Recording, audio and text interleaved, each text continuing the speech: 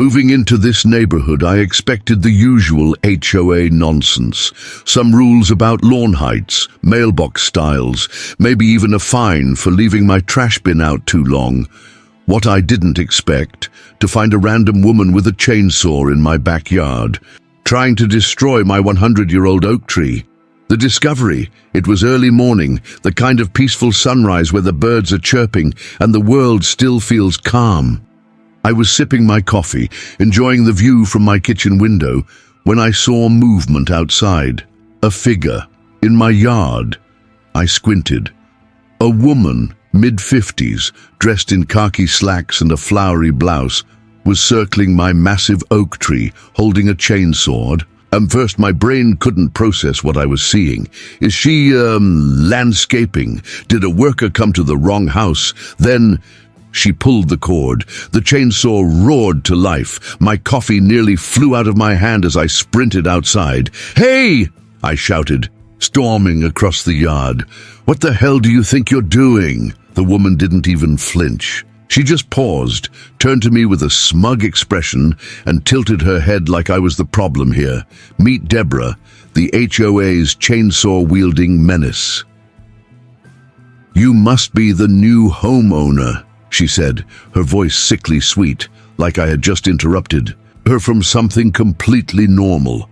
I glanced at the running chainsaw in her hands. "Yeah, and you're trespassing." She waved a dismissive hand, as if trespassing didn't count when it was done by someone wearing beige slacks. "Oh, don't be dramatic. I'm just here on official HOA business." I crossed my arms. "With a chainsaw," she huffed. "This tree is in violation of community regulations. It's too tall and poses a safety risk. We've received multiple complaints, and I'm here to handle it." I stared at her. "You're joking." "Not at all," she said proudly. "As HOA president, it's my responsibility to enforce regulations." I blinked. "HOA president?" She nodded, looking incredibly pleased with herself. That's when I saw my actual HOA welcome packet, still sitting in my mailbox from the day before.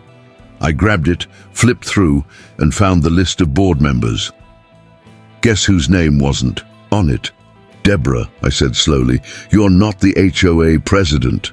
Her face twitched. "Excuse me," she said, her voice suddenly sharper. I pointed at the paper. "The president is Richard Matthews. You're not even on the board."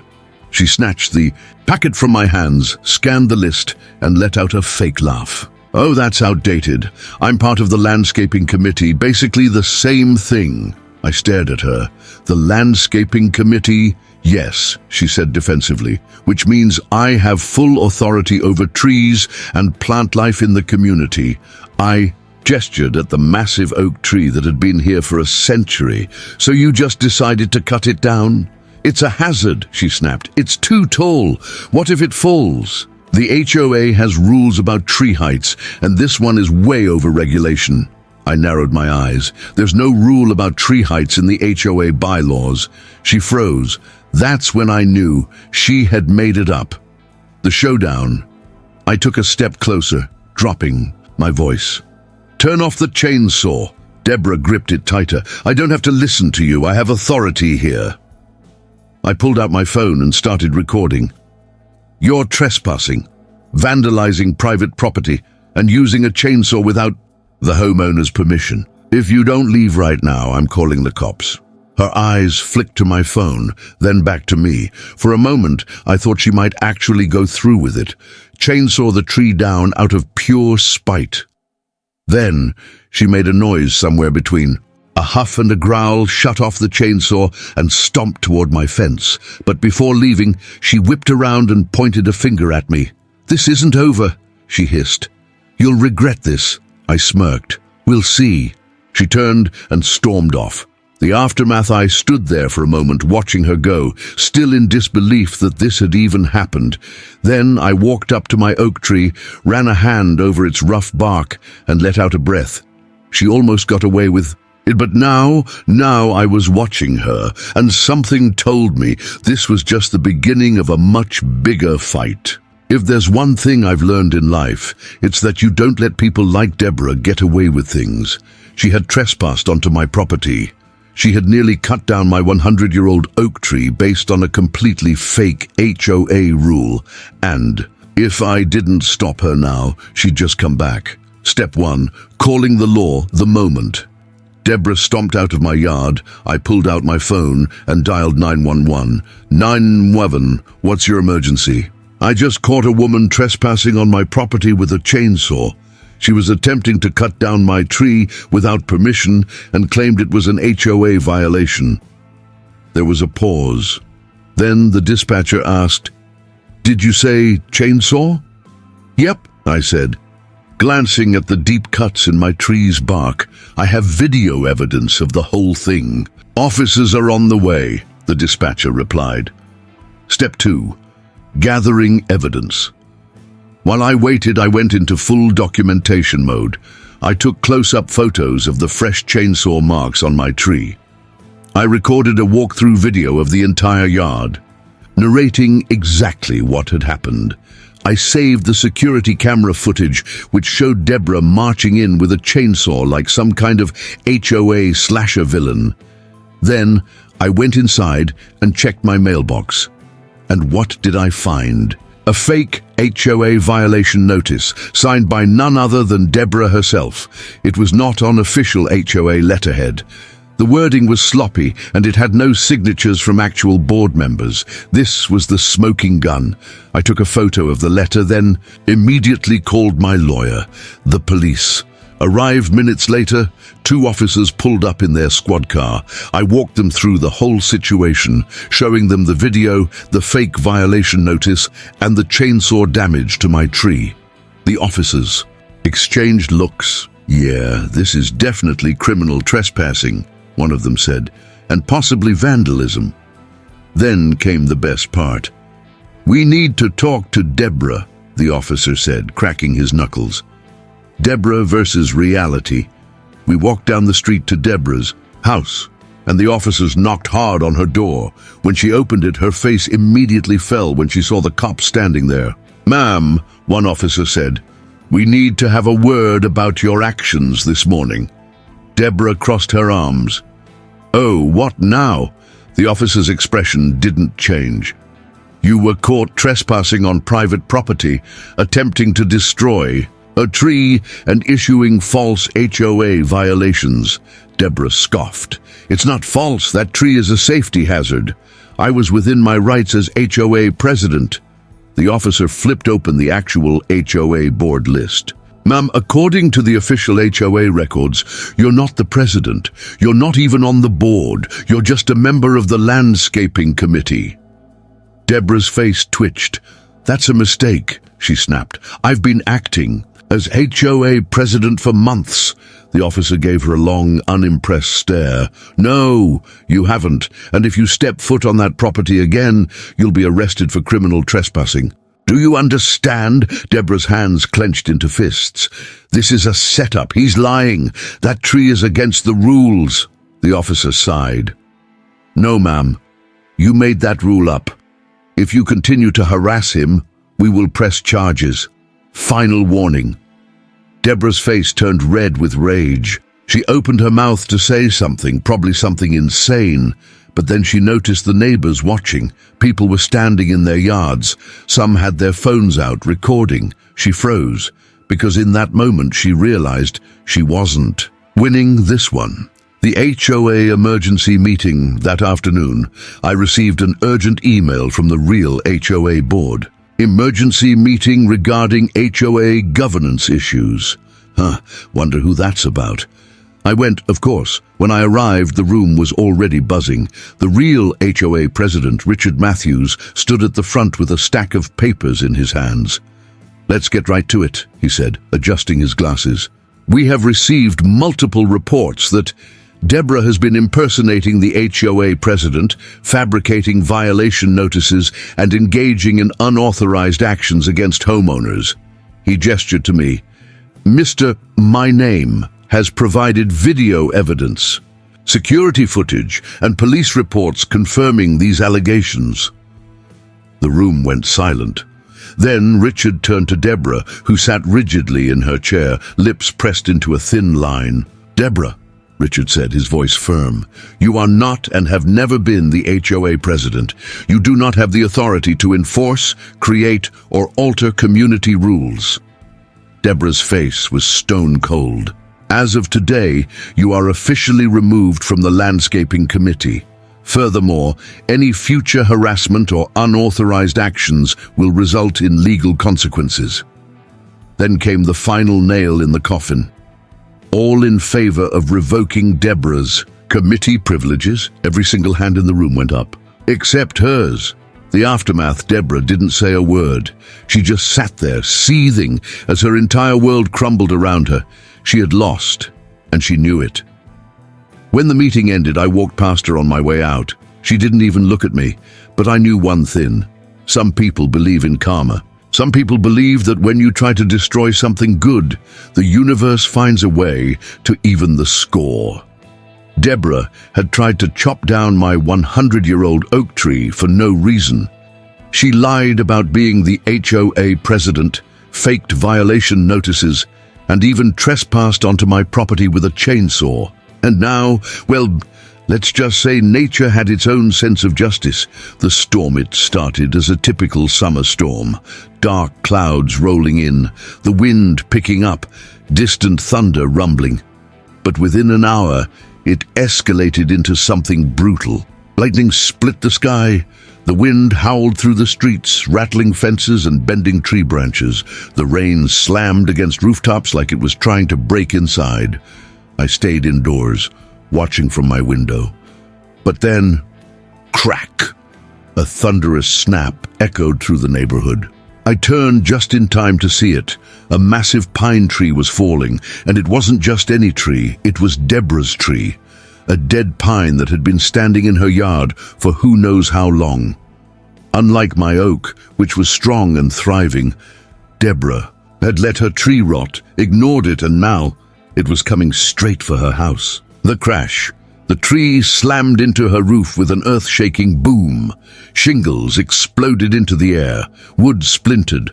A whole section of her second floor collapsed inward as the trunk crushed through it like a wrecking ball. Then, silence. The storm continued raging, but in that moment, everyone in the neighborhood was thinking the same thing. Deborah just got what she deserved. The aftermath, by the next morning, the storm had passed and the sun was shining again.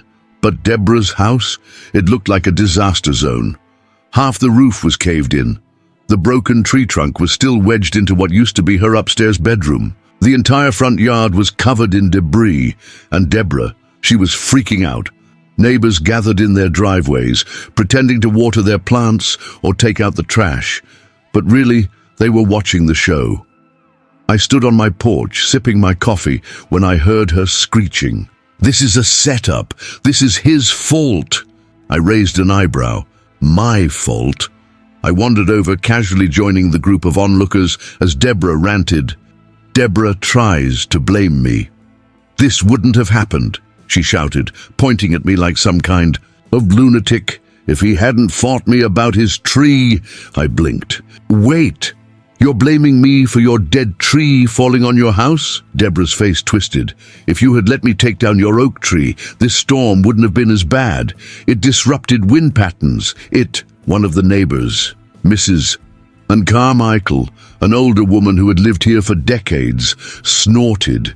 "Deborah," she said dryly, "that tree's been dead for years.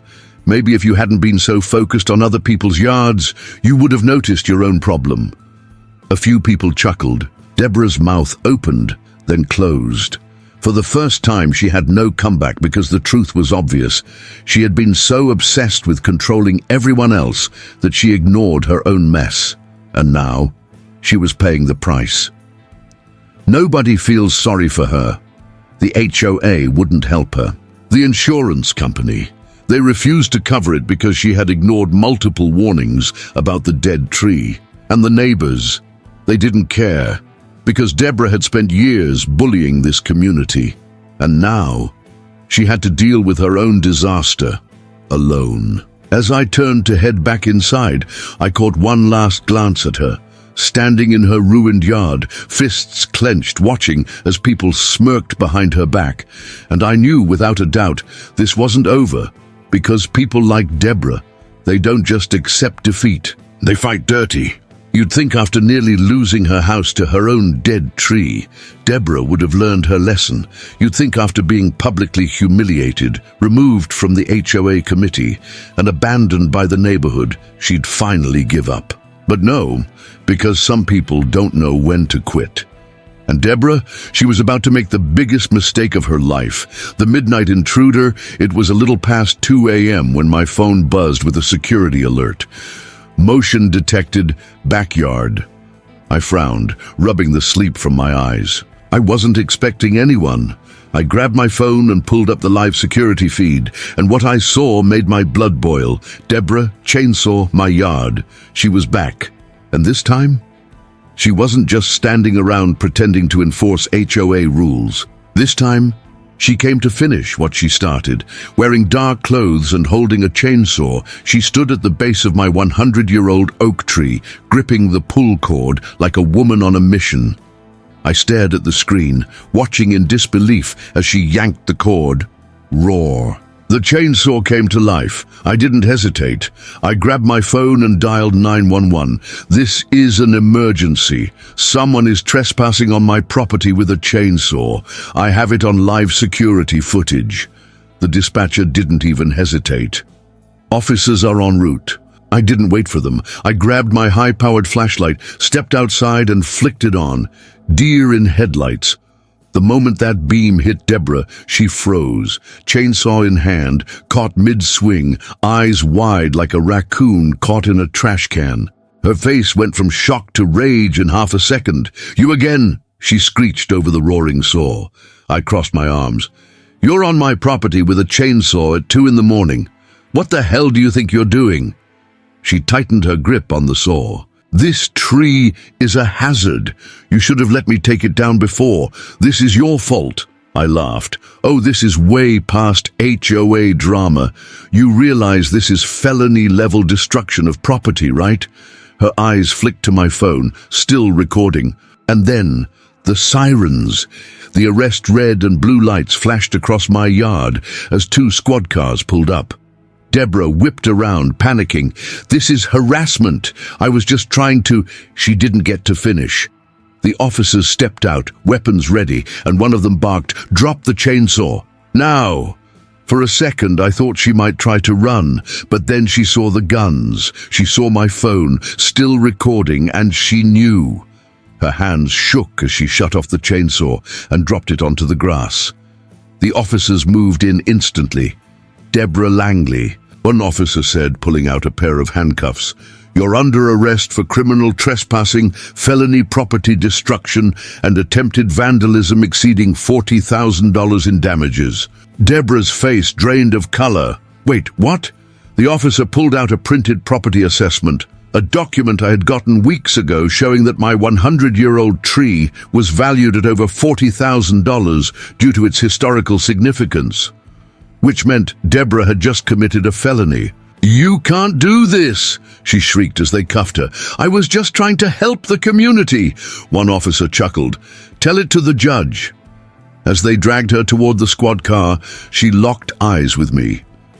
And for the first time, I saw real fear. She knew this time she wasn't talking her way out of it. The neighborhood watches.